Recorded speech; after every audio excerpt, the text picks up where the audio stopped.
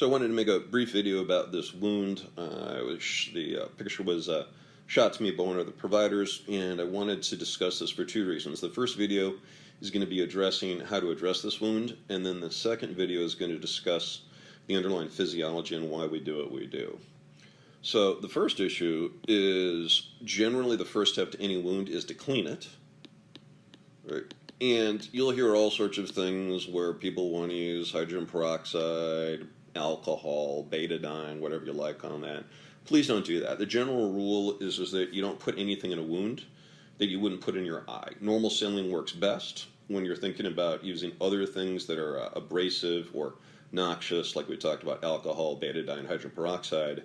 You're actually killing the cells that are trying to regenerate. And the bacteria are a little bit tougher, so then they tend to stick around. The idea that you should clean a wound out with rubbing alcohol and such like that stems back from a time when America was primarily an agrarian society, and a lot of these sort of wounds actually occurred in a barnyard or in a field, which, if you can imagine, all the animal stool and stuff like that is absolutely filthy. The fact that people didn't have antibiotics meant that people tended to get gangrene. But right now, this seldom happens, and so the whole idea is only clean this stuff with 0.9 normal saline. You can use tap water if you like, but 0.9 normal saline works the best. And the idea is you just irrigate this out, and you're washing all the little bacteria off of that wound, and primarily leaving nothing other than cells and no bacteria. So the second aspect of wound care is you want to create the environment that was there prior to the injury. So in this case, you can see that the skin was torn down over there, and this thin layer of skin was actually pulled off, causing it to be a skin tear. So the idea that you want is you want to somehow cover this area over here such that the environment under that cover resembles as closely as possible the environment that was under here prior to the skin being torn off.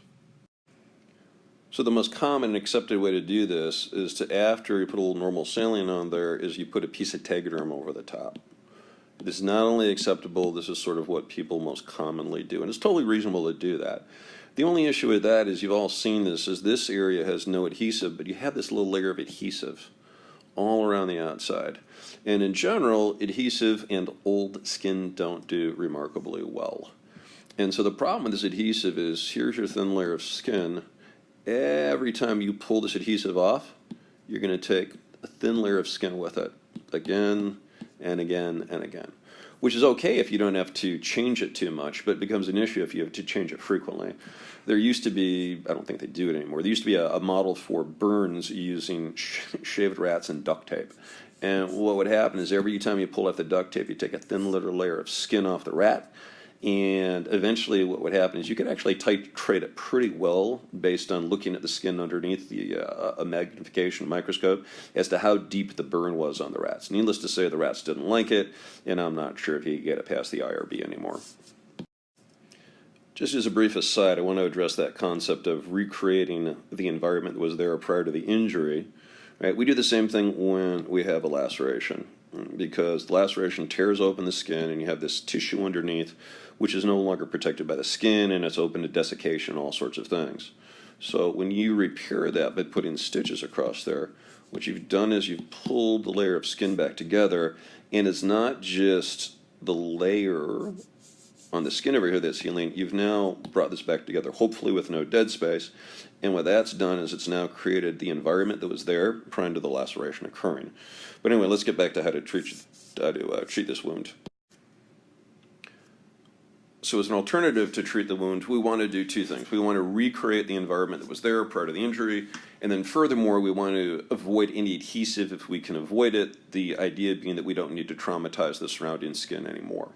So what works remarkably well is actually, believe it or not, a sanitary napkin. And the reason that a sanitary napkin works well is a sanitary napkin is designed to absorb bodily fluid without actually drawing the fluid out of the area. It actually just simply absorbs it, and it does that well. So you can cover this with a sanitary napkin, but ideally you want to recreate the environment that was there prior, and what works remarkably well is actually just a little bit of triple antibiotic cream, or our friend Silvadene.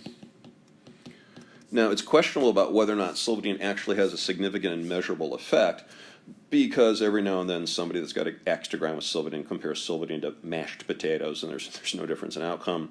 But nonetheless, there's a couple things about Silvadene that work remarkably well. It has been shown to increase angioneogenesis, so it's going to increase the amount of blood vessels that are growing here.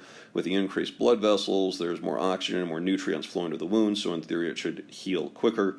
The other thing about Silvadene is that they don't really need to market it, and the reason is the silver in it has a mystical quality to all of our patients and their friends, and if you don't write for Silvadene, what will happen is that somebody will tell them that, you know, my wound wasn't healing until they put Silvadene on it, and because of the mystical quality, they recommend Silvadene. I personally will use Silvadene if I can, primarily because of the angioneogenesis. So a thin layer of Silvadene underneath that, a sanitary napkin, and then it just becomes a question of how to hold this on there.